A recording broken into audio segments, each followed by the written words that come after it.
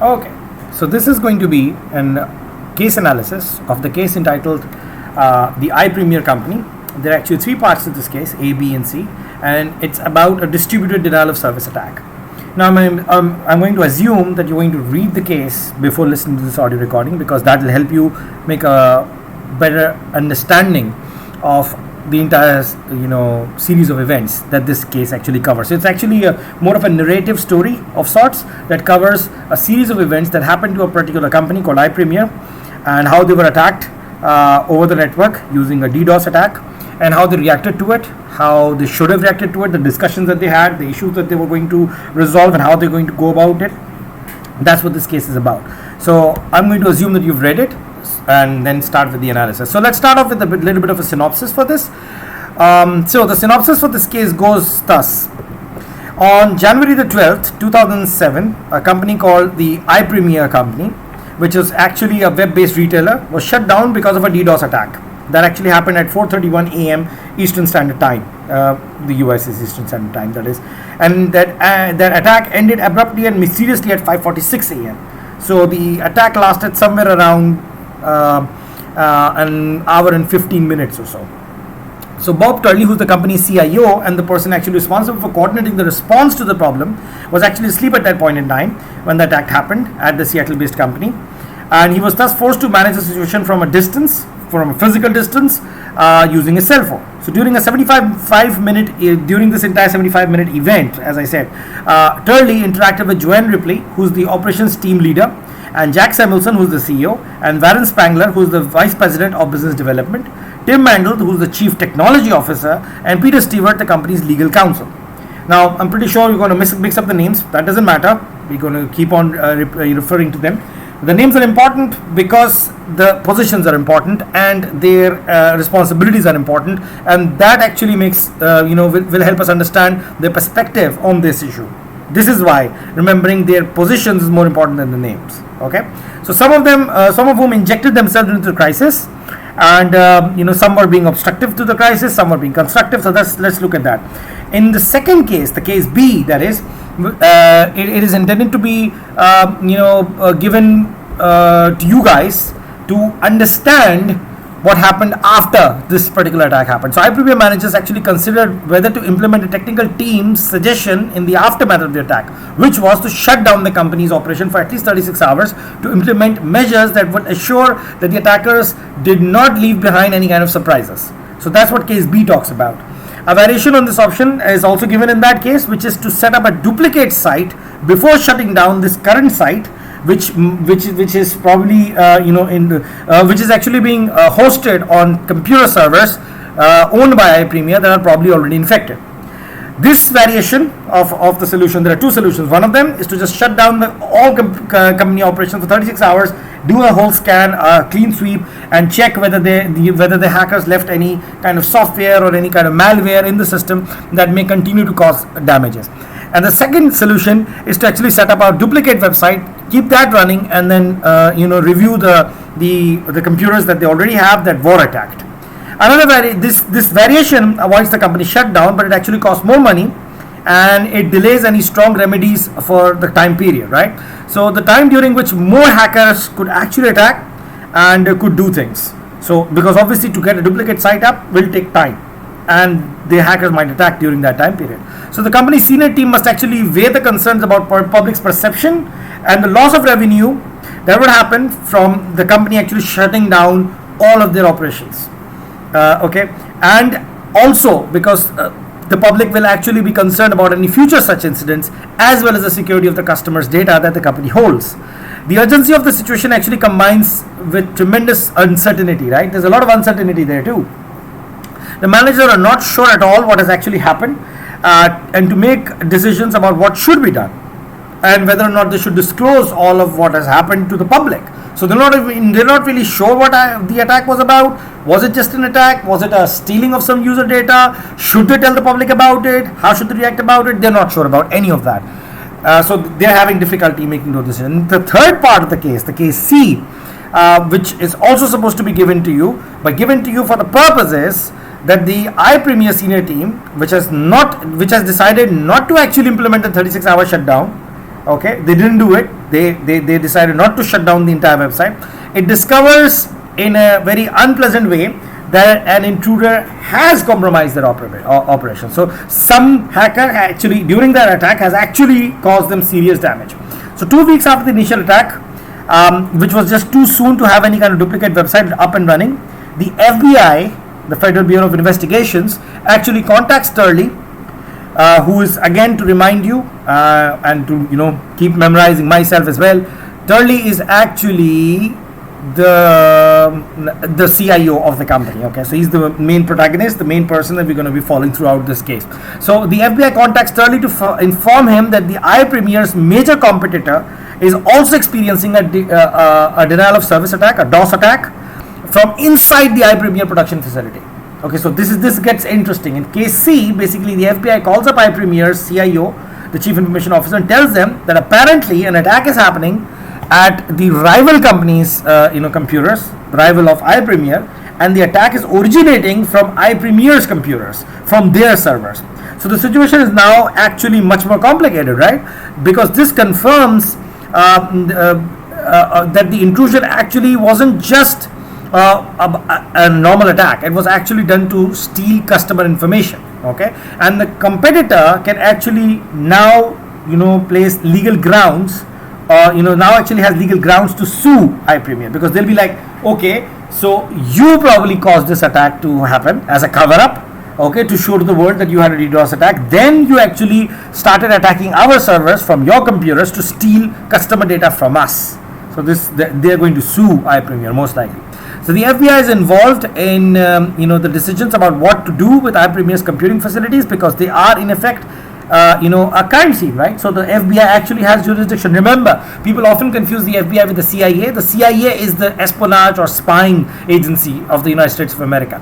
FBI is basically a federal police force. So whenever crimes of a nature that actually involve several states within the United States actually happen, the FBI gets involved. So FBI has jurisdiction in this scenario because this is essentially a crime scene. So the managers who are still not certain that the customer information has been stolen must actually decide what they should tell the government about and what they should tell the public. What should they be saying? So this case series is actually designed to actually explain to you the management issues that usually surround information security, and it helps you understand about crisis management in different organizations. So although information security is often considered a technical subject, this is not a technical case study. A lot of students get worried about the fact that this is a technical case study. It's not. It's actually a management case study. So it actually helps, if you understand the logic and the principles behind the denial of service attacks and hacker break-ins and technical security measures, and I'm going to discuss them in a while.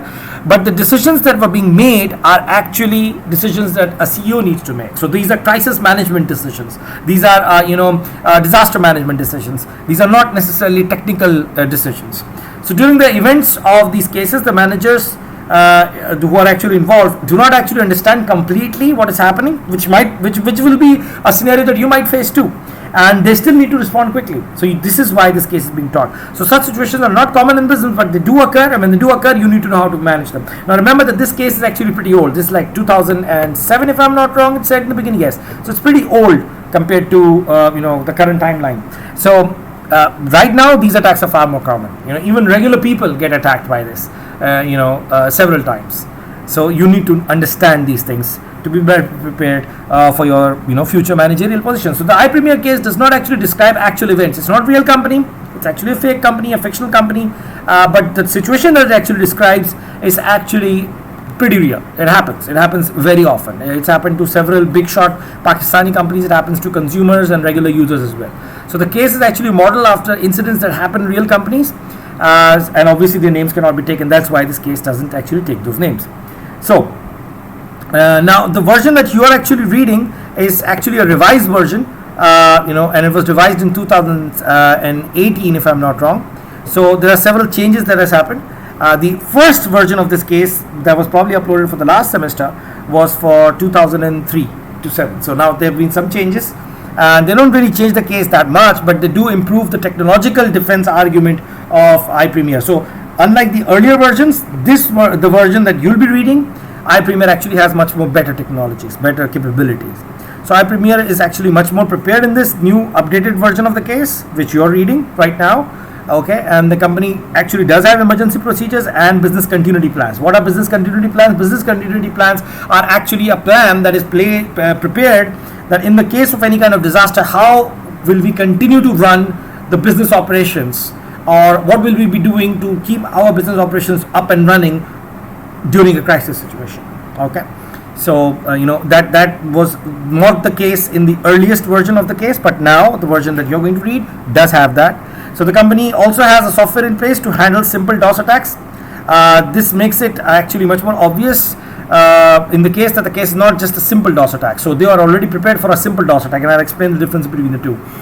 And in case B, the option of setting up a duplicate site, is also actually mentioned. Okay, as a alternative recommendation to just shutting down the whole business for 36 hours. So that was not the case in the original case itself. Anyways, so let's start off with a little bit of the technical details of various of these topics. So now the technical concepts that are actually discussed in this case are not actually that complicated. Okay, however, I'll still try and cover it up because most of you are business students and do not have a very strong technical background. Still, you should have known all of these things in your earlier IT courses.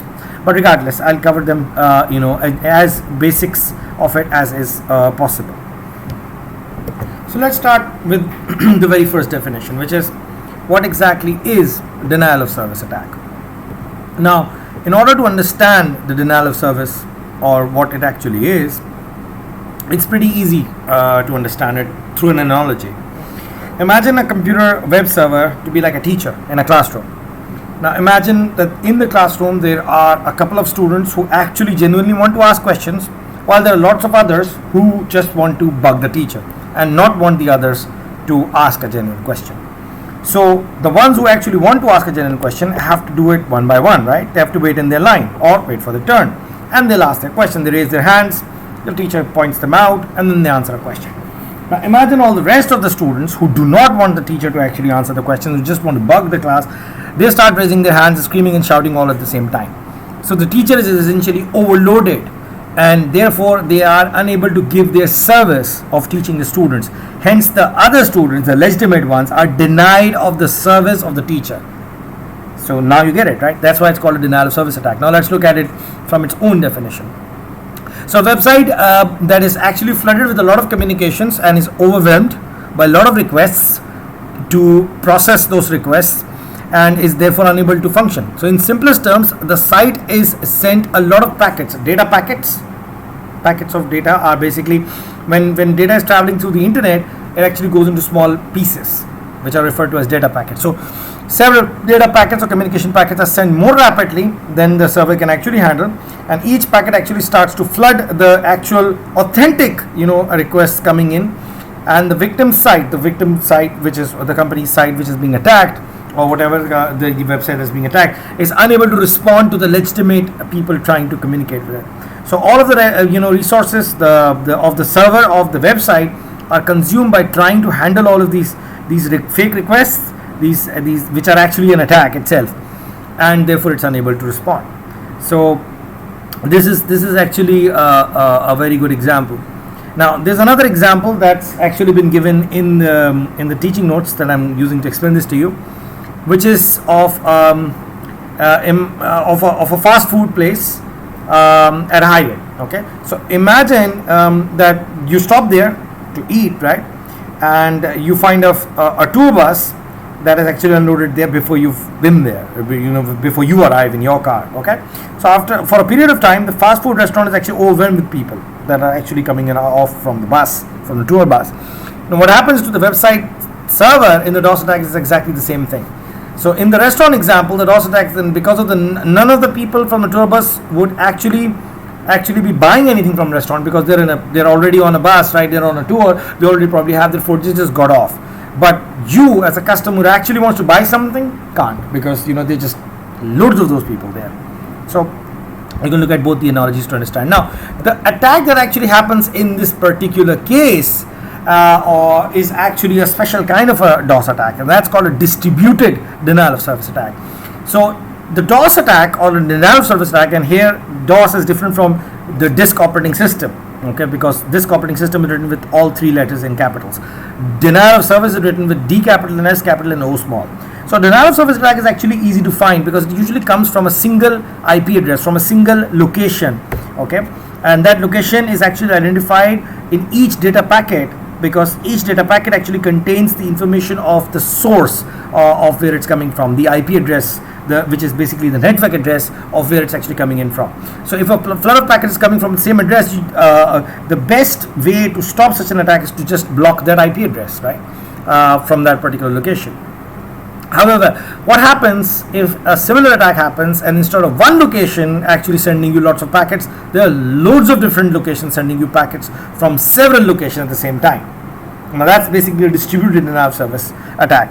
So a simple DOS attack can be done by a single computer, but imagine having lots of softwares running on several computers that are simultaneously making these attacks on a particular web server. And the way that is done is that several computers can be infected and they don't even know about it. I mean, they could be users, consumers, regular consumers, and their computers may be infected by a kind of a malware that actually it attacks on behalf of the attacker, and these computers then become DDoS attack machines, and they actually start attacking on behalf of the hacker, and they don't even realize it, and it starts happening. So their computers start attacking the web server from various locations, and the web servers the web server is confused because it doesn't know whether this is legitimate traffic or someone else is trying to attack them by sending too many data packets, and where exactly it's originating from. So the programs that are actually doing this, or malware or malicious software as they're called, maybe on their computers, they don't even know about it. So this actually can be very serious because you cannot really catch it. So in other words, these attacks are happening from distributed places, from several places at the same time, and therefore it becomes very difficult. Usually these softwares are placed in the computers of these unbeknownst victims themselves, because they don't know that their computers have these software that are attacking on the behalf of the hacker through either email or some files that are on their networks, or any possible way that file could have been placed onto their computers, and then it would be triggered. So the victim side usually can either start ignoring packets from a particular location, but then they don't know what if the other location that's actually sending them packets are legitimate packets. So they don't even know where the attack's coming from. It's coming in from so many locations, so they're unable to stop it. So this flood of attacks is actually coming in from several locations, and it's practically unstoppable because you can't differentiate between real packets from these fake ones, and this causes problems. Okay, so you could even actually put in false information into these packets so that it even looks very real, so which is referred to as spoofing. So using spoofing, a web attacker can actually make the attack seem to be coming in from different addresses, when in fact it's actually coming in from lesser ones. So the packets could actually have fake IP addresses in them, and it would be appearing as if these packets are coming in from much more locations than they actually are. So imagine 10 computers being infected, and they are sending these attack packets to the web server, and they're not just sending those 10 packets with their own IP addresses, but they're sending with several other IP addresses, and the web server assumes that the attack is actually coming in from like 100 different locations, and there's no way that it can trace down which one's real and which one's not. So is it actually easy to start a DOS attack? Actually, it's pretty easy. You can actually create automated pieces of software, routines that they are called, pieces of programs that can be used to make several attacks on different web servers. These routines can be written quite easily. You don't even need to have a lot of programming skills, and you can actually attack them from a single location without any difficulty. Even those people who are not even considered hackers or programmers, they're called script kiddies because they're just running software written by other people. Even they could do it. So you don't need to be super smart. DDoS or distributed denial of service or spoofing attacks are relatively more difficult to orchestrate, but even that doesn't require a lot of technical sophistication. So computer users who do not take basic security steps or basic security against such situations, or web designers or web administrators who do not make sure that their systems are protected from these, can easily be attacked and can be devastated by such a simple but very effective attack. So the most troubling fact about DOS attacks is that they're very easy to launch and are difficult to defend against, because you won't know which of those packets are real, which aren't. So most modern methods of defense actually rely on automated monitoring of different patterns. So because you know what your general pattern looks like, you would know if an attack is coming. So you know the usual general traffic that comes to your website. So you can differentiate that from, say, a not so normal attack, onslaught of packets. So if you're receiving too many packets than you generally do, and from an unknown location that you never really do, you can be suspicious. And if it starts happening far too frequently, then you know that that an attack is actually happening. So even though it may look real, it's not really real, because obviously it's different from the general pattern. So that's one way to catch it. And obviously the DOS attack in this case, in this particular case study, is actually much more sophisticated, because it's a DDoS attack. It's a distributed denial of service attack, because it's been directed against a specific piece of network equipment, router, rather than the web server itself. So it's actually being far more complex in this case. So another way to actually prevent such kind of unauthorized accesses and to filter out any kind of packets is a firewall. A firewall is a mixture of or a combination of software as well as hardware that's designed to prevent any kind of unauthorized access, or to prevent any kind of access to the external network from within a network, except for those IP addresses that are actually allowed. Okay, so computer users outside a company's physical premises, and only those people who have legitimate access can access it, or you can use it in the vice versa way, that people working within an organization can only certain computers can access the internet, but everybody else can't, because the firewall is preventing them. So this is what a firewall is used for. So what exactly is the difference between a denial of service attack and an intrusion? Now, a DOS attack actually is designed to paralyze a website, so it doesn't get behind the firewall, it doesn't break the security mechanisms, it just degrades the services of that website. It makes the web server really slow, so the normal web traffic is disturbed. You probably can't access the website, or it will keep on crashing. On the other hand, an intrusion actually happens when somebody attacks into your system and either steals some data, so they're going beyond your firewall, they break through your firewall, and they're accessing files that they shouldn't be accessing, or accessing things in that manner. So in this case, a DOS attack actually happened. Okay, so and remind you again, a DOS attack does not mean a hack, because it's not really actually accessing any of your files. An intrusion, however, is in the accessing of an internal file. So in the iPremier case, both things actually happened. The attack, the DOS attack also happened, as well as the intrusion. So the managers were not aware that an intrusion had happened and files had been stolen until part C of the case. Okay, so at some time, prior to 12th of January, possibly even much earlier than the DOS attack itself, the hacker must have found a security weakness in the firewall of the iPremier company's web servers and website, and they must have used that to access the different computers within iPremier. Okay, so he used this access to store a file on the iPremier computer, and that file actually contained a piece of software that was then later used after the DDoS attack on iPremier itself. It was that piece of software that was already placed on iPremier's computers was then later used to attack iPremier's competitor MarketTop, and also to steal customer data and credit card information and whatnot. So whether or not customer data was actually stolen was never really concluded, but probably it was stolen. That was the whole case. That was just the whole argument, whether it was stolen or not stolen, or whether they should talk about it or not talk about it. That's what they had been discussing and arguing. So then we need to go up to the next point, which is why exactly does Ripley recommend shutting down to rebuild software systems? Because that was one of the suggestions in case A's ending and actually discussed in case B. So why did he even suggest that? Why did the CIO actually said, or rather the CTO actually said that they should just shut down all the computers and they should rebuild all of their software system, and they need to restart them. They need to look at what the problems were and check whether there are any kind of glitches in that system. So why did he even suggest that? Let's talk about that.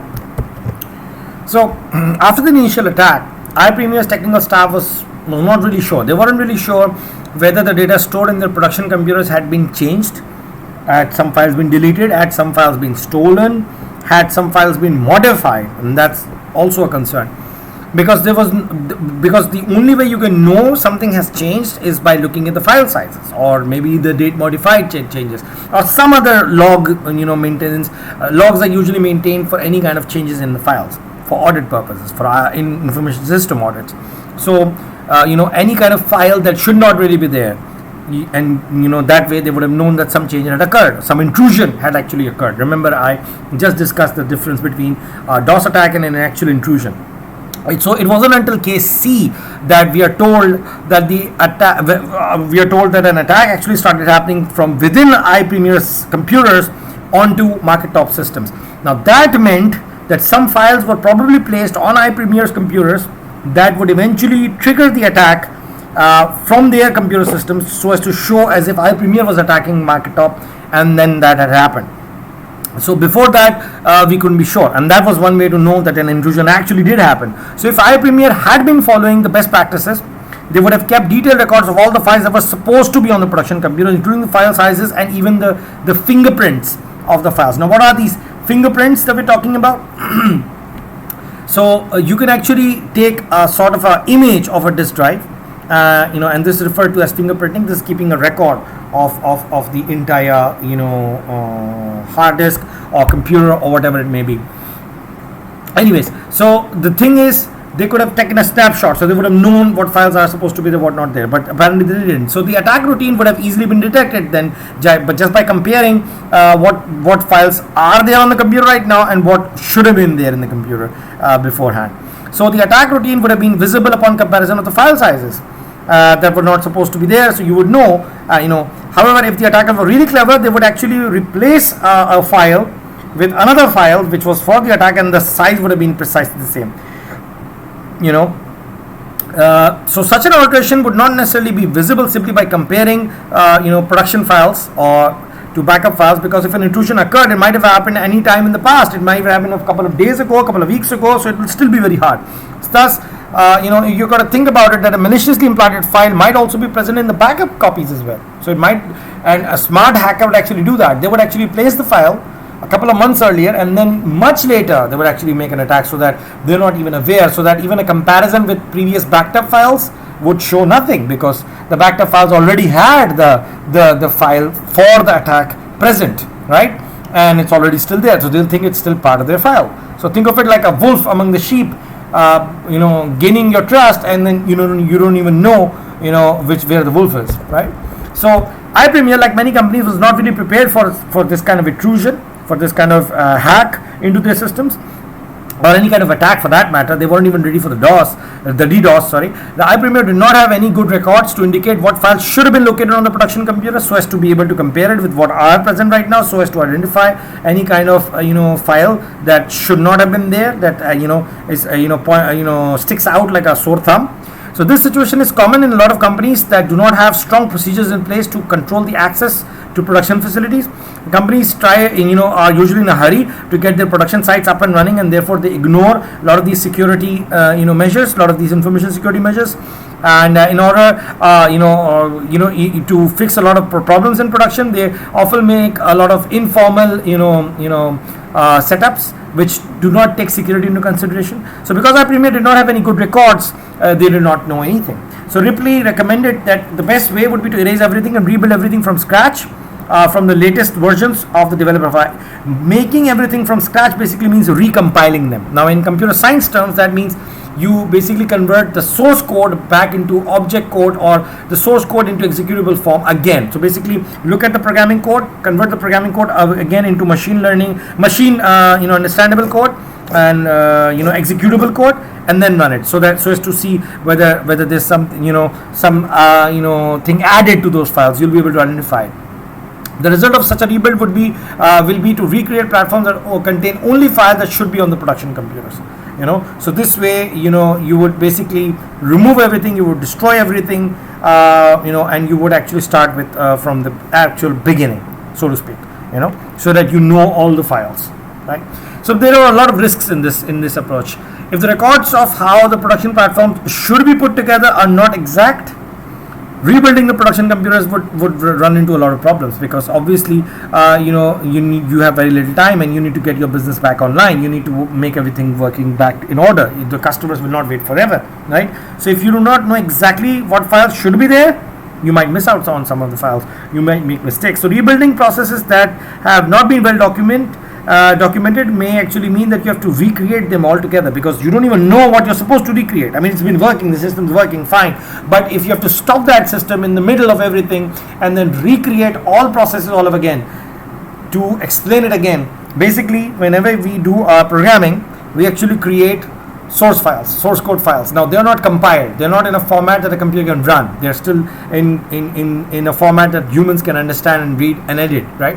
So they need to be converted, they need to be compiled from human understandable languages, which are called high level languages, into low level languages or assembly languages or even object code, so as to be able to run by the machine, so they can be used as a software. So because iPremier did not even know all the files that should be used for this, they might miss out on some important ones, and they may not compile all of them and get the system up and running in minimum time, and that would cost a lot of money and a lot of customer trust, because obviously they're waiting and the system is going to be down, right? So if undocumented changes have been made to the production since the original build, then a rebuild can actually result in a lot of functionality, right?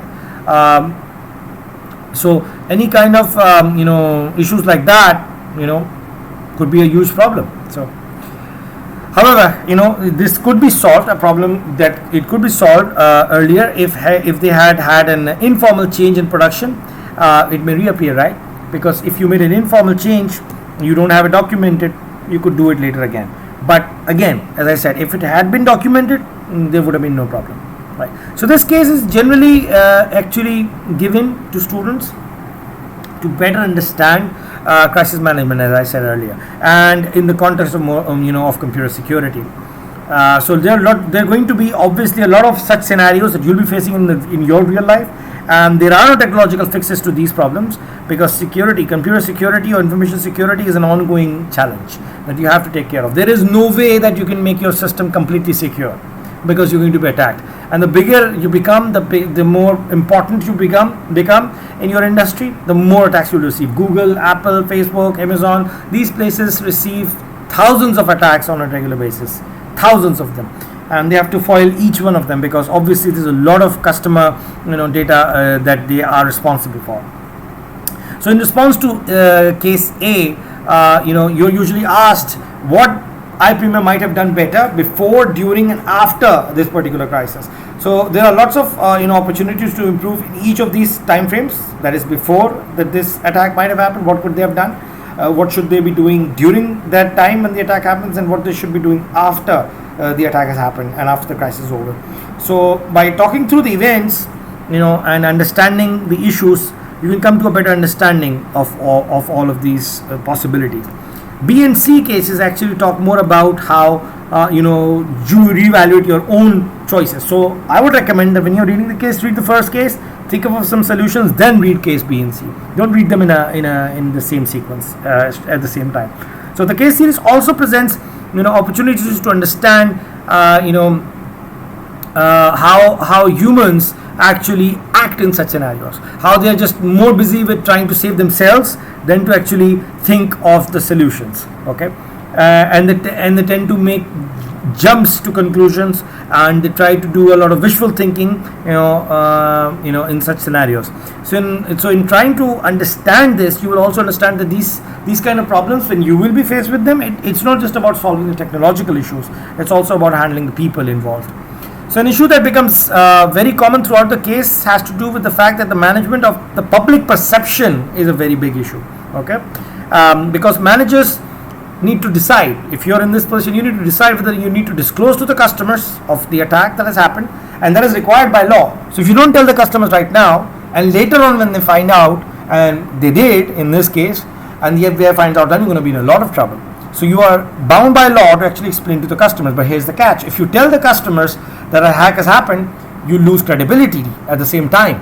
Okay, the customers will trust you less. The customers are going to be pretty angry, because they'll realize that their precious data has been stolen, maybe credit card numbers, maybe whatnot. So you risk losing a lot of business. But if you don't tell the customers, then legally you are doing something wrong, and eventually when it is revealed, the customers would be even more angry.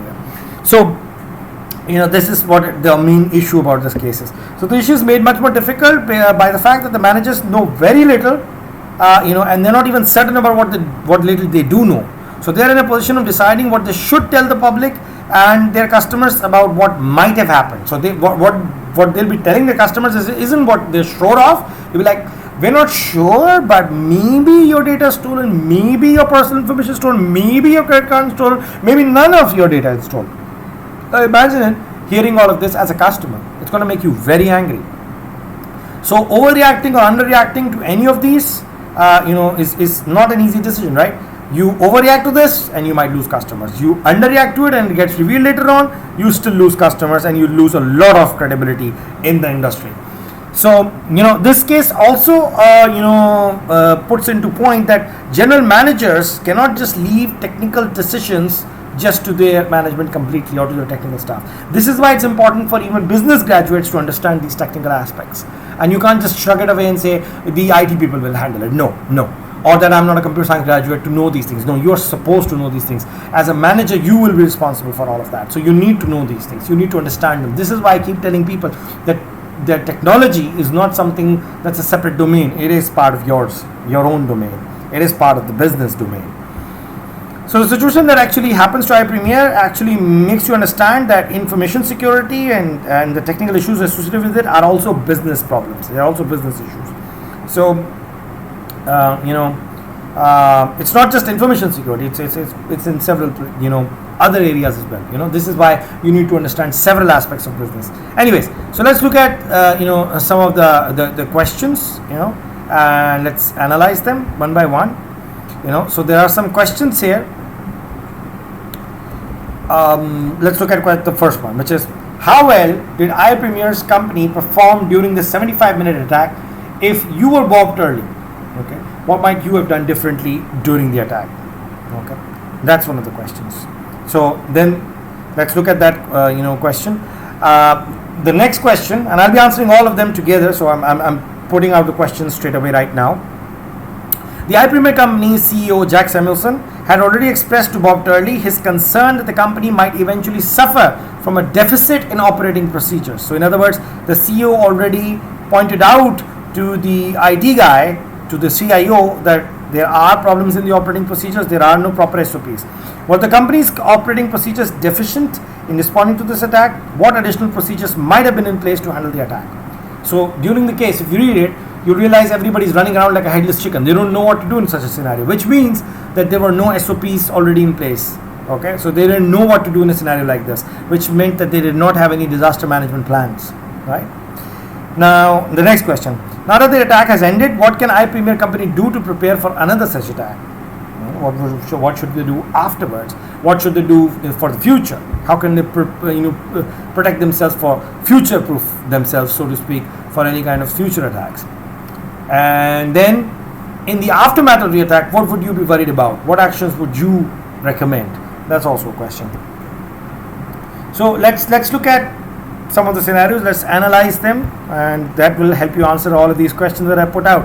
Okay, so the iPremier case series provides several categories of opportunity to analyze and understand and discuss, and these categories are going to be put up in different major categories. Let's look at them, and then subcategories among them. So managing during the crisis, let's start with that. So human perceptions and tendencies in crisis situations are the biggest issue during the crisis that we need to look at. So how do we analyze all of that? How do we look at all of that? So what exactly are the kind of human perception tendencies issues that we face? So when people are faced with real-time crisis, human decision makers have a lot of psychological obstacles that they need to surmount, they need to overcome to be able to handle such kinds of situations. So students can actually identify it themselves because they have gone through similar situations in their own lives, right? So it's easier to connect and understand this. So when people actually if you read the case and you think about yourselves in those people's shoes, you'll realize that there's a lot of emotional responses. There's a lot of confusion. There's a lot of denial by a lot of people. Some people are fearful. Some people are panicking. That's happening. There's a lot of wishful thinking happening. We wished we could have done this, we wished we had done that, and lots of wishful thinking. But in crisis situations like these, you don't have the time to do that. There's also a lot of groupthink. Groupthink happens when the entire group instead of actually thinking differently, instead of trying to creatively solve a problem, everybody tries to seek agreement within a group. Everybody tries to get the highest possible agreement to any kind of thing. So whatever the majority is agreeing with, everybody else tries to agree with that too, even if it's wrong. They don't care. They're just trying to achieve consensus, and that's usually going to cause a lot of problems, because there might be someone who's thinking in the right direction, but because of the extreme pressure of agreeing with the group, they also agree with them with the wrong decision. So there is a lot of political maneuvering that is also can be observed in this particular case. There's a lot of power struggles happening, and people trying to save themselves, people trying to get rid of the responsibility. They're like, oh, but they were supposed to do it. The IT guys were supposed to do it. The IT guys say that you guys had to give us the budget, vice versa, and that keeps on going. And leaping to conclusions is happening quite a bit, assuming that things are happening even though they haven't really happened. And there's a lot of perceptual bias in favor of evidence that actually confirms what is already being believed. So perception bias, when you already believe something, you're looking for all the signs that actually point towards that. So they're assuming that nothing has gone wrong because nothing's changed, because they thought that nothing's changed, no intrusion has happened, and that's why they believe that until the FBI tells them otherwise. So there are examples of each of these behaviors in the case. For instance, the fact that Turley tries out on Ripley that an attack means that there has been no intrusion. For instance, that happened, right? The assertion that Turley makes, he says because there was an attack, that means there was no intrusion that actually happened. That's an example of wishful thinking.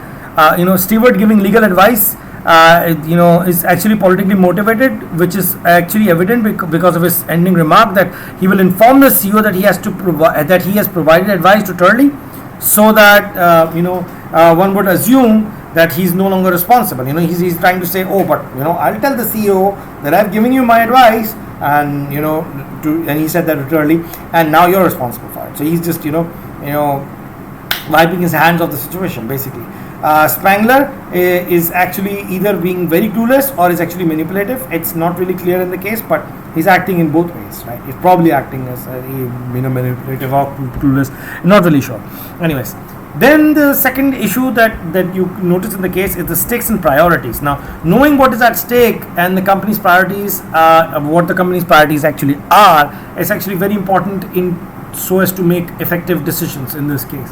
So in discussing this case, it's actually very useful to understand the risks that are actually faced by iPremier, and as a result of the crisis, and as well as based on what they should prioritize on, so as to understand what decisions they should take in this crisis. What is more important to them. So it should be apparent the stakes are pretty high for iPremier. We already know that. That can be seen because they're going to lose customers, or they're going to face legal action, or worse actually. So the risks that you can identify are the fact that you lose revenue because you'll have to shut down. If you do decide to shut down for 36 hours, that's losing a lot of revenue because you're an online retail store, right? iPremier is actually an online retail store, like say Amazon or Daraz or some such place. Like Daraz is actually a marketplace, but you get the point. So it's an online retail store, iPremier. So if they shut down, they lose a lot of revenue, one way or another. They will lose customer trust and loyalty if they tell the customers that they had been attacked. And obviously market value will be lost because investor trust will be shaken, right? So those are some issues, there's some risks that they're going to probably face. Now the company's upscale customer base with they have customers who are actually very rich, right? And they have lots of powerful credit cards with a lot of high credit limits. So if the data is actually stolen of the credit cards, then the company is looking at a very severe disaster, because such customers being robbed, there'll be a lot of losses, right? And then the company will have to bear, or at least their insurance company will have to bear all these payments that you'll have to pay back to all those people who might lose money because their customer, because the credit card information was stolen. Okay, so estimating the monetary impact of the DOS attack and inactivity, that in itself is going to take a long while.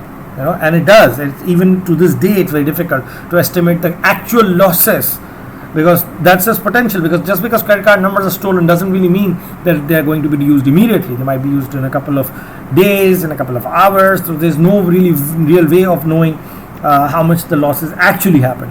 So there's no analysis possible. But we still need to appreciate that the effect of such an attack and the potential that it has of causing disaster is tremendous. Okay, the fact that the attack takes place when most of the customers actually asleep is actually a good thing for iPremier, but that does not limit the kind of damage it will happen, because now the customers are going to be even more angry. They'll be like, we didn't even know we were sleeping when this attack happened. You should have told us. So there are two iPremier business priorities that will obviously be coming up. One is, of course, that they need to get the business backed up and running once the attack has happened, and two, they need to protect the customer's access information. These are the two priorities, the business priorities for iPremier. Another one that you should also look at, these two are pretty obvious. Now another one that you also need to look at is figuring out what exactly is happening and has happened, because by knowing that, you'll be prepared for it in the future. By knowing that, you'll be able to know exactly the intensity of the kind of damages that have happened, or the nature of the damage that has happened. So the importance of this last one is actually something that you might ignore, but you shouldn't. You need to know what has happened, because if you don't, in the future a similar attack can happen, and it actually does cause a lot of other problems. Why? Because in case B and C, we're told that there was actually an actual intrusion that happened and a file was placed, and it wasn't just iPremier that's going to be attacked. iPremier is in a lot of trouble because of them, and because of the attack that they faced, one of the competitors are going to be attacked, and they are now going to take legal action against iPremier for not revealing that they were attacked. Okay, so the events of B and C actually tell us that the third issue, the third is the bigger priority, which is figuring out what exactly has happened and is currently happening.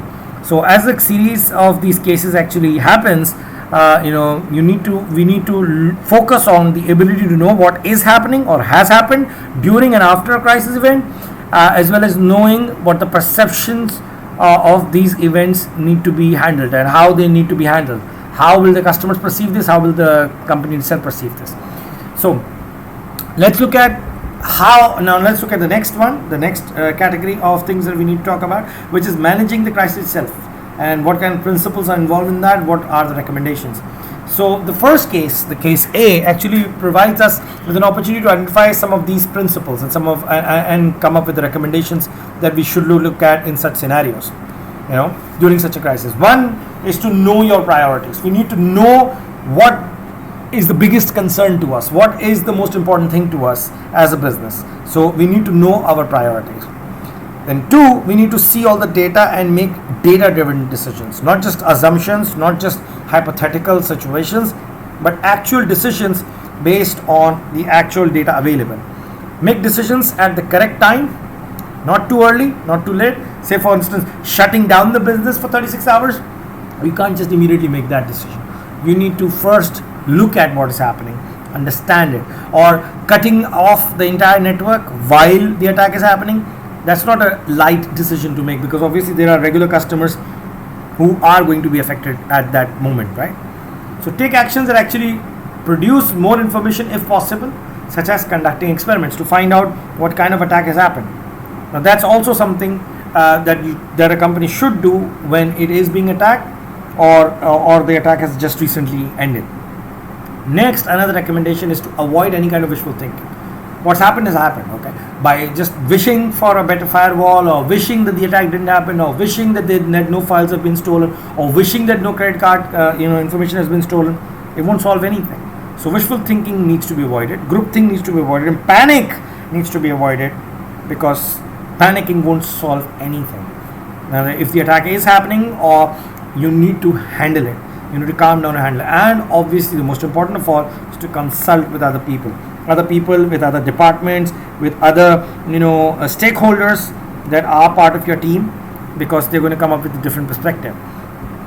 Now some of the recommendations are mirror images, or are similar to the identified difficulties that people experience, like avoiding wishful thinking. But you need to also come up with some practical decisions, So, things like why don't companies always follow this kind of advice, which is wishful thinking? Why exactly do, despite all of this understanding and knowledge of business that these companies have, why do they still do wishful thinking? So in order to understand that, we need to understand that there are people who are involved in such scenarios, and people are, well, just that, people. So priorities are a matter of opinion, right? Because obviously something may be a higher priority for one particular business, but may not be such a big priority for another. So that's also something. And consulting with other people is very important. Like in the case, Turley was talking with Ripley, and that does make sense. Or it could also be a waste of time. Say for instance, when Turley was talking with Spangler, because that conversation yielded nothing, because Spangler was just trying to save himself. So you need to also understand these nitty-gritties. So in the iPremier cases, no matter how well the managers actually executed the crisis management, their choices during the crisis event was actually very limited, right? That also needs to be looked at. They didn't have a lot of choices when the crisis was actually happening. The only real choice they had was whether or not to pull the plug, which basically means to shut down the website, to shut down the entire network. That's essentially, disconnect them from the internet. That is the only choice they really had. So one of the main points of this case is to understand that the limited range of choices was a direct result of the lack of preparation for the event. Had they been more prepared for such an event, they would have had more choices. Right now, since they weren't prepared, there were no strategies, there were no SOPs, there were no drills, there were no preparations for any such scenario. They had very little choice except for, to shut down the network. So they couldn't do anything in such a scenario because they had never prepared what they would do in such a scenario, even hypothetically. So this is why it's important. It's kind of like those situations when students tend to lose their data. They're like, now what? Now you have no option other than to rebuild that data from scratch. Because had you made a backup, you would have had a choice of recovering from that backup, right? So if you haven't done that, well, there's nothing you can do now. So once the crisis had happened, it was already too late to take most of the actions that would have created additional options. So you can't really do those in this case. So now let's look at another aspect of it, managing before the crisis. We were talking about managing the crisis earlier. Now we're going to talk about managing before the crisis. What would they have done before the crisis? What they could have done before the crisis, so to speak.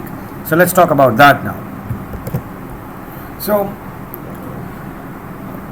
what exactly could the company do to manage, or rather prepare for such a scenario? What they could have done for such a scenario before the crisis. So there's a whole list as an exhibit in case B that actually talks about what the company might have done. So that can be used as a list of preparations, because that's actually a list of actions that they took that could have been done if they had been done before the crisis happened. That could have been a list of preparations. However, there's another series of things that I believe that they could have done that would have helped, right? So they could have better prepared for a crisis like this by keeping up to date the crisis management procedures. Who to call and what to make the order, what to do, who should do what, who should be responsible for what, that kind of thing. That's called a crisis management procedure, right? They could have done a lot of rehearsals of crisis incidents before they actually happen, so that they don't panic like that, so they don't run around like headless chicken. So Ripley says in the first case, or case A, that they've talked about doing this, but they never actually did it. They should have done it. Okay. Then thirdly, they should have upgraded their equipment so that the logging option could be turned on without degrading the performance unacceptably. What is the logging option? The logging is basically it's a record. It's a record of every single change that is done on the system. Everything, the single access that's done on the system. So that's called logging. Now, currently, had they switched on the logging, they said the reason that they didn't have it on was because it would have caused the entire website to perform in a degraded form. It would have been slower. Now they should have found a solution for that by now, but should have kept the logging on. That would have helped them trace down whether some changes to the files have actually happened, which they didn't. Anyways, they should have modernized the infrastructure, and that should have been a priority so as to prevent certain attacks like these. They should have maintained a culture of crisis expectation, which should have been the case in an organization like that. They should have known they'll be attacked. That's what most tech companies know today. Now, Anyways, they should have had better technology for defense of the system and for the monitoring of any kind of unauthorized access. So they should have done that. So you need to also understand why iPremier has not already taken all these preparation steps. The primary reason that is actually suggested in the case A why they didn't do any of these is that the business is moving really fast and really competitive, and businesses need to focus on growing revenues and to maintain profits and to keep their costs down, and need to make their operations more efficient. So in order to improve our product functionality, they have to give priority to different things. So given the urgency of all of that, it's very difficult to achieve all these objectives, and it's not entirely shocking that the actions for these kind of maintenance were not taken seriously and weren't really done, and the business manager didn't take them seriously. Furthermore, the firm is actually struggling to maintain profitability. So they're already doing really bad, and they're already under a lot of stress, so they kind of ignored all of this. So a drop in profits might well actually be very bad for them, and that is happening now, yes, but that's what they were worried about. That's why they didn't focus on these issues, and they didn't prepare earlier on, because this was apparently to them a secondary priority or even a tertiary priority, because they were like, maybe if the attack happens, which it did, but they didn't take it seriously. So the surveys of security practices suggest that iPremier managers were not nearly alone in the lack of attention. They're not the only companies that haven't paid attention. A lot of companies don't. So iPremier managers they do need to take responsibility for it. It is their fault, but they're not the only ones who are not taking these security issues seriously. A lot of people in the industry don't, for the same reasons. They are more focused on the profitability. So the change in control in production computing environments. So another aspect that we need to look at in the case is the change control for production computing environments. So as a general rule, nothing should happen in the production computing environments other than production computing. Now production computing basically means the actual computers that are used for the actual productions and actual operations. So nothing else should be done there. Nothing else should be used there. The production computers should be used for just that, the production of the product. Since they're a retail company, so that's what they should only be focusing on. So best practice requires that testing, for example, occur on a completely different computer. So the production computers here actually refer to the computers that are being used to develop the software or to develop the website or to make updates to it. Now those same computers should not be used for anything else. They should not be used for quality assurance of the software, or for testing the website, or for actual operations of the entire website or of the business. So they should be separate. So changes in the production should be migrated into the environment through a proper process. So any kind of changes you do should be done through a formal process, and it must be documented so as to keep a record of whatever has happened, all the files that are being used by the programmers, and the files that are of the final form, the file sizes, the number of files, everything should be recorded. Okay, if it's not being done, it should have been done, and it should be done through a formal process. And why has it not been done? Because again, companies, small companies especially, don't really care about such things. They ignore it. That's why this wasn't done. So one factor that actually drives the violation of the change control procedure is urgency. If a fix needs to be applied really quickly, change control will sometimes become not that important. So say for instance some software issue comes up, you'll be like, but let's just go and solve this. They won't document it, they won't record it, they won't keep a record of it, they won't log it, they won't keep track of it, and that causes problems. So they'll just be focused on solving the problem. So it's a matter of business judgment whether the urgency of the needed change actually is big enough for you to take the risk of not keeping a record of this, and you might need the record later on. Another problem that arises from the accumulation of just this once. So for instance, like, let's just fix this, we'll document it later, or let's just let this go, it's not that important, we can document something else instead, or we'll keep a record of all the other changes that have happened in the files, it's not that important to keep it right now, stuff like that. So but that gets built up, that gets gathered up, and eventually it becomes a huge mountain that you've ignored. So this is what must have happened to iPremier. That's the assumption. So the company had made a lot of informal changes, and they had not kept a record of their files. They had made a lot of changes to those files and did not document them, and then in the production environment, and then that became a hassle later on. So the risk they took in making informal changes actually materialized into real consequences because when the attack happened, they couldn't really do anything about it. They had no clue what their actual files were because it wasn't documented. I mean, so imagine a file that was changed, say, 6 months ago. Now they don't have it documented. 6 months later, you won't even remember that you changed that file. So now, what would you compare it with? How would you know that that file has not been changed by a hacker or not been replaced by a hacker? So then there are issues about managing stuff after the crisis. So the question of how to disclose the attack to the customers and the public is a very complicated one. It's a double-edged thing. So there could be a variety of suggestions in that case, about managing the public relation aspect of after the crisis. If you look at it now, after that this case is in front of you, you're standing right now in time after the crisis happened. So after the events of all three cases are known to us, there is obviously agreement that we should have immediately told the customers about it right after the first attack. But many people, when they're reading this case, will feel that if the iPremier managers knew on January the 12th what they know 2 weeks later, they might have actually accepted Ripley's advice, which is to shut down the business and to rebuild the production computers, the entire source code. They would have agreed with it now that they know about the entire scenario. But for public relation purposes, they could have framed the possibility of intrusion as a very, very remote one. And they would have said, maybe we are intruded, we're not sure. For public relations point of view, they would have said, we're not really sure and we probably haven't been intruded, but we have been attacked. And their decision to shut down the business as a strong precaution, that would show to the public that that they're committed to protecting customer data. So what they should have done was, they should have said that we're not sure that we've been intruded, we probably haven't, but just to be sure, we're shutting down our business for 36 hours to see whether customer data was hacked. Now that would have given a very positive perspective to customers. The customers would have been a little less worried. They'll be like, okay, so the company is at least responsible.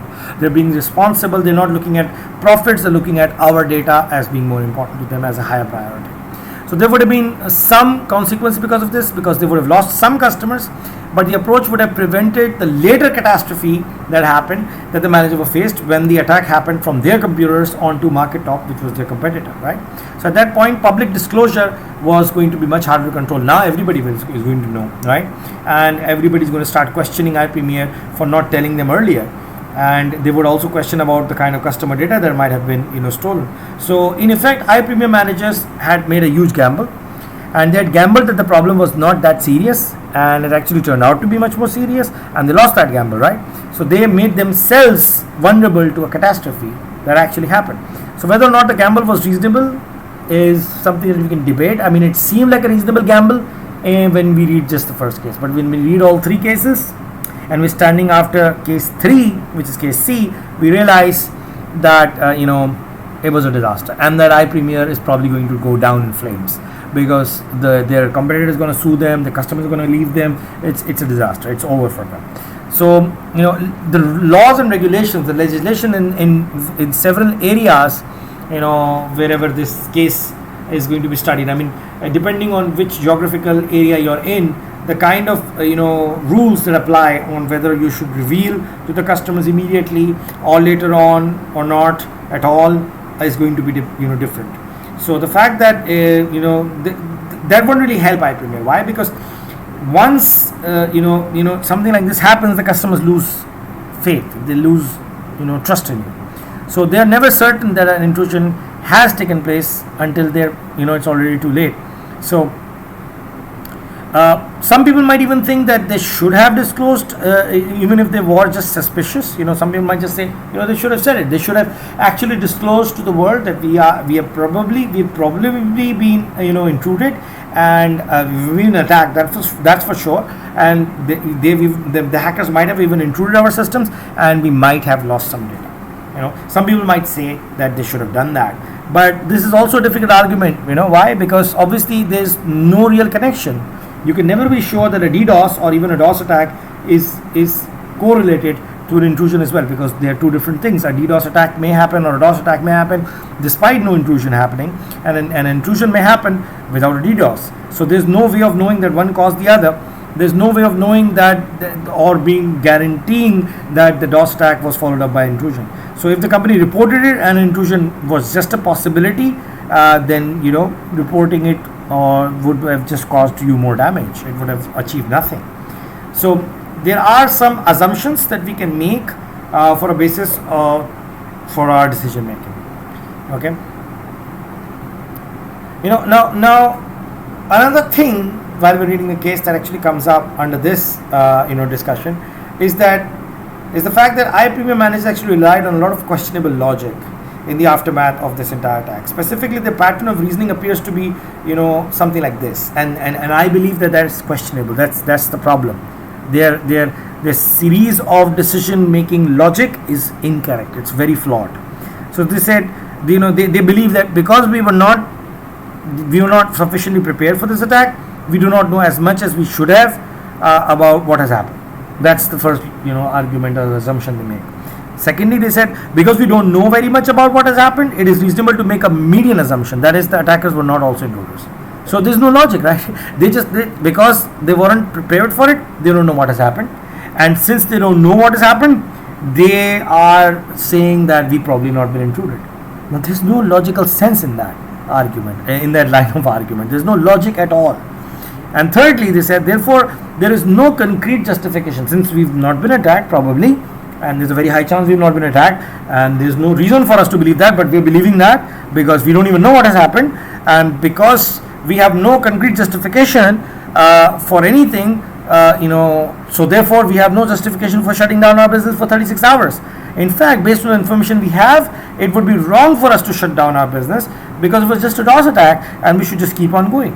So, people would just say, that if you don't know what has happened, you better be absolutely sure to do the right thing going forward, right?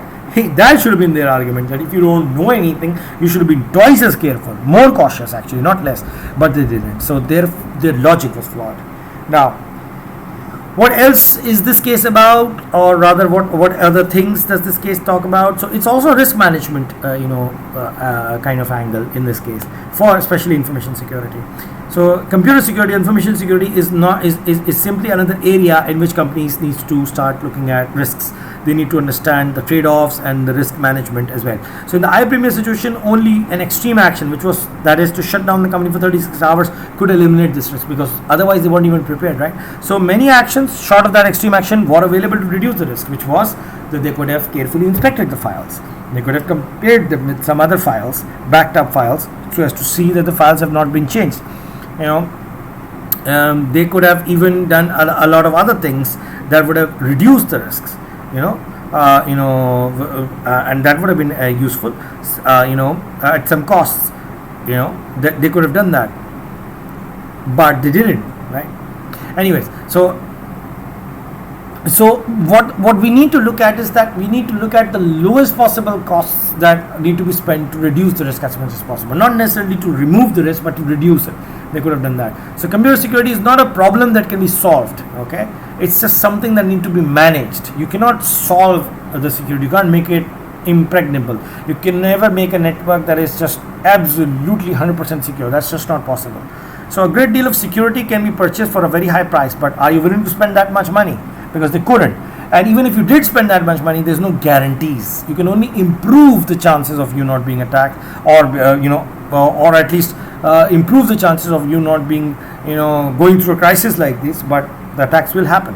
So risk management is the only way to handle this situation. You can only manage it, the risk of a potential attack or a computer security, disaster.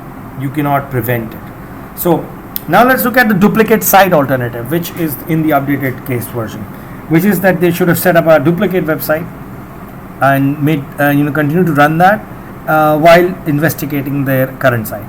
So a possible action comes up, and that's in case B, is to build a duplicate site, which is a new production computing infrastructure at a completely different area in a different facility, not the Q data facility that they've already had it in, and after making that, only then shut down the original facility that is currently running, and then reviewing it. So by taking this approach, iPremier could in effect rebuild its systems, as according to Ripley's recommendation, who said let's just rebuild the whole system without shutting down the company. So they would have needed some time to rebuild everything in a new place, okay, and then shut this down. So While this might be a reasonable plan, it still has a lot of risks. Building a new infrastructure, a duplicate of the current infrastructure, will require a lot of investment, a lot of money, right? You can't just recreate your entire company somewhere else without spending a lot of money and a lot of time, and it will adversely affect the profitability. And even more so, this approach will actually take a lot of time. So it's time as well as money. There were only 2 weeks between the DOS attack that happened and the attack that started happening from iPremier systems onto their competitors' computers, which is MarketTop. So the plan to set up a duplicate site, which the company actually did pursue, if you read case C, that's what it says, that's what the company did, and it's mentioned in case C, wasn't fast enough.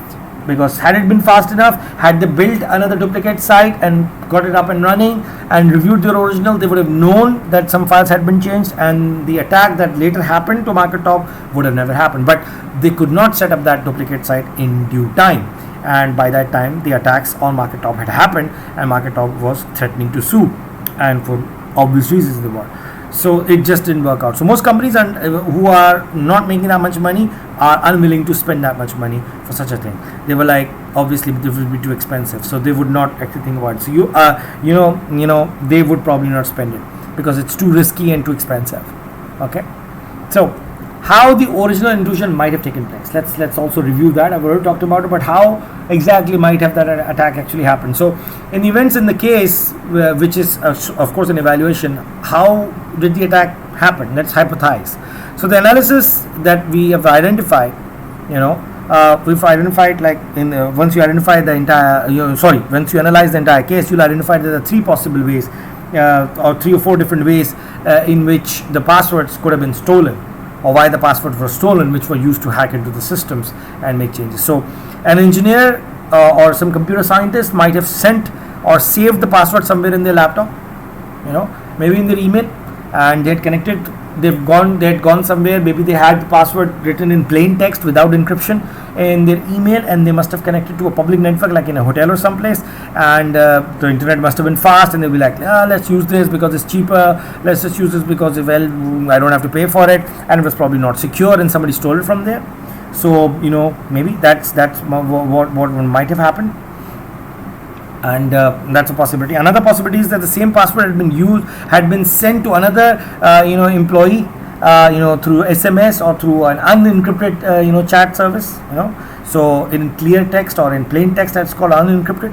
Maybe that's how, and wireless technologies which are unencrypted, I mean, if you're using a Wi-Fi connection which is not encrypted, which is not secure, and I don't mean just the Wi-Fi password, I mean encryption actually being used, then anybody could connect to that network and steal whatever is being sent between 2 or 3 parties or people. Or a third situation might have happened. Maybe an employee who earlier worked in the company, who was very angry with the company, probably stole the password and gave it to someone outside the company. So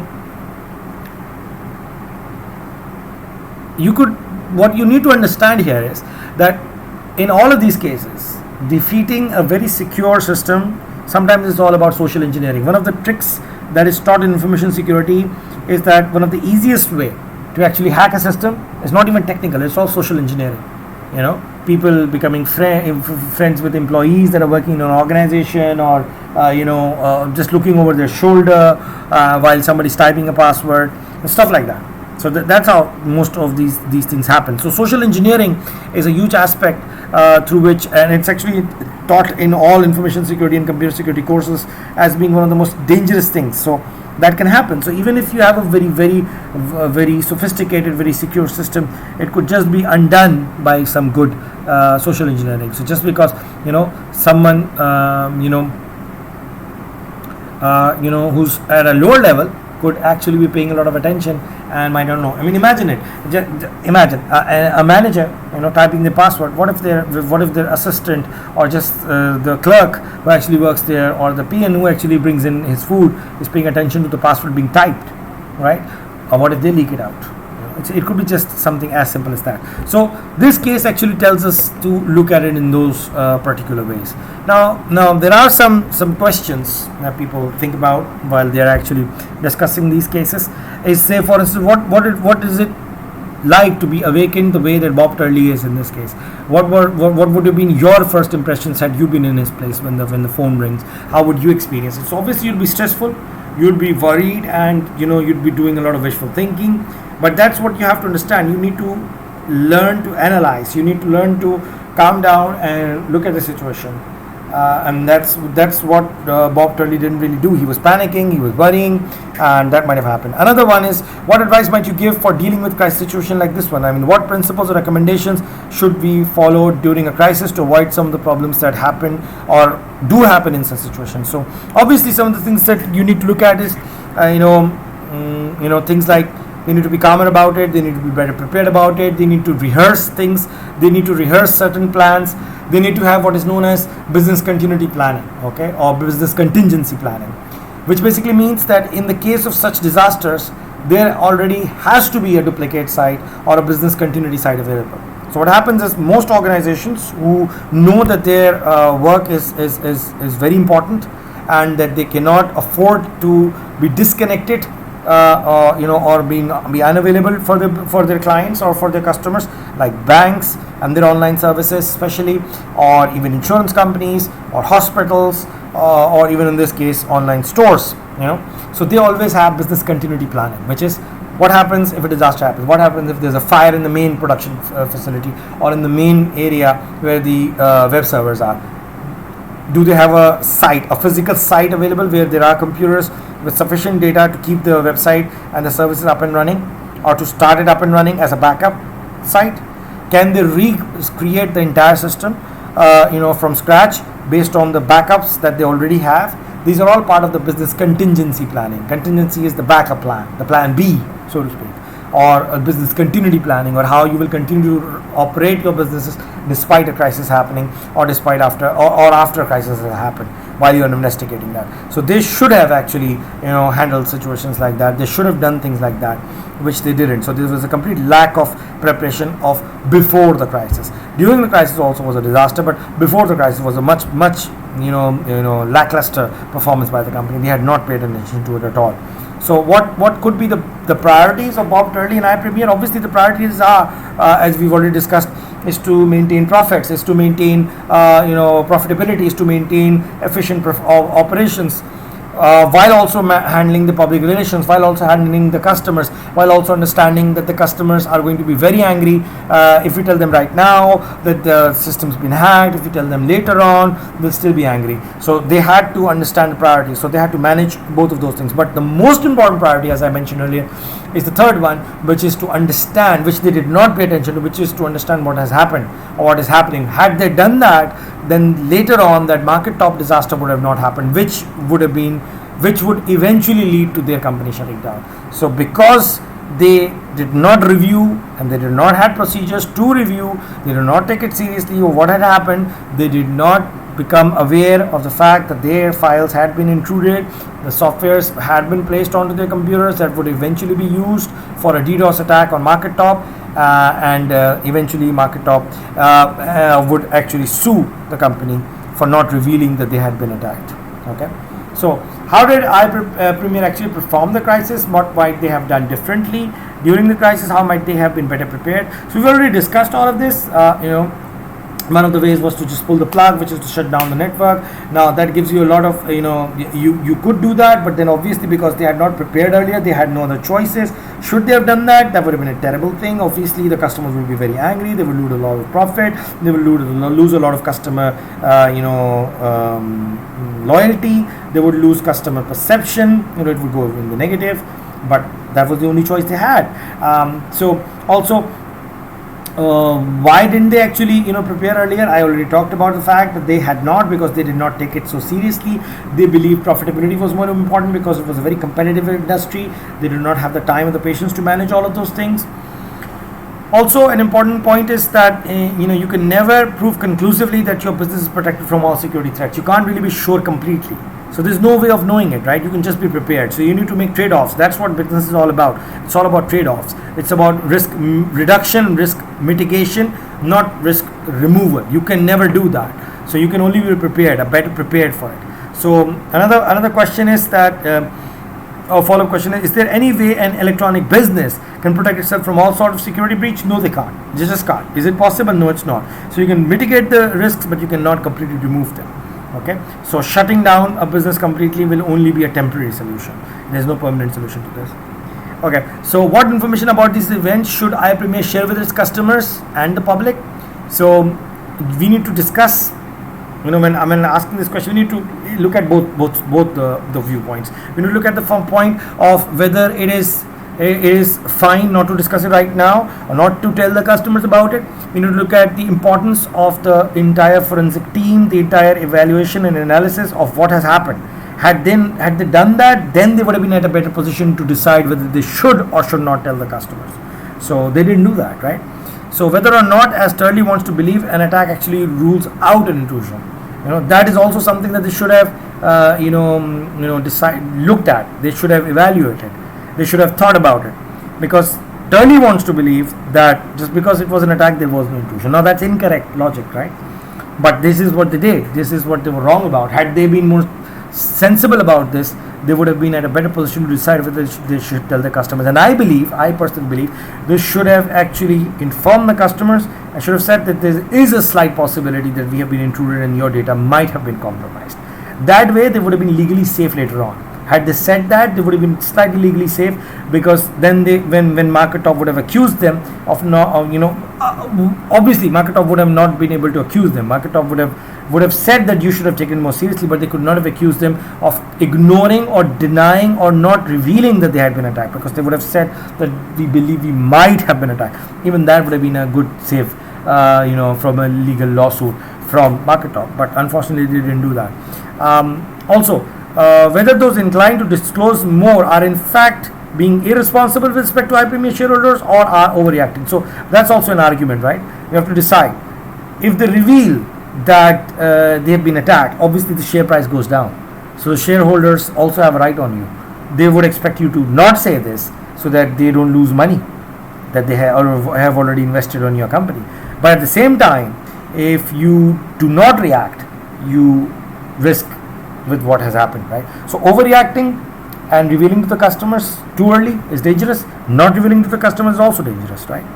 So Spangler actually says the same thing. He says that if we do reveal it, the share price will go down, and that would be a bad idea. That's what he says in case B.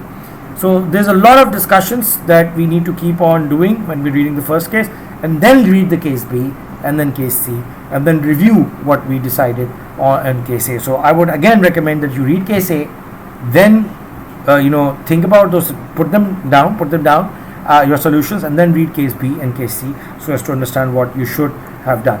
Now let's look at case B. So should iPremier implement the decision to shut down the company and rebuild production platform? Now, had they done that, that would have been very drastic. Should they have done that? Because by case B, we didn't know if we were intruded.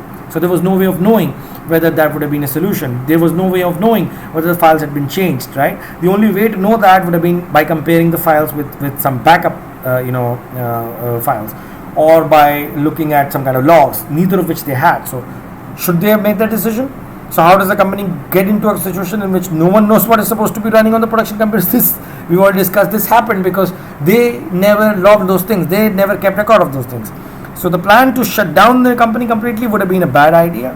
And this is where the alternative also needs to be discussed, which is to open up a duplicate site, which was too expensive, would have taken too long. They tried that. In case C, it says that's what they tried, but it didn't work out because it was too little too late, because they had not done any kind of business continuity planning. So what about disclosing to the public?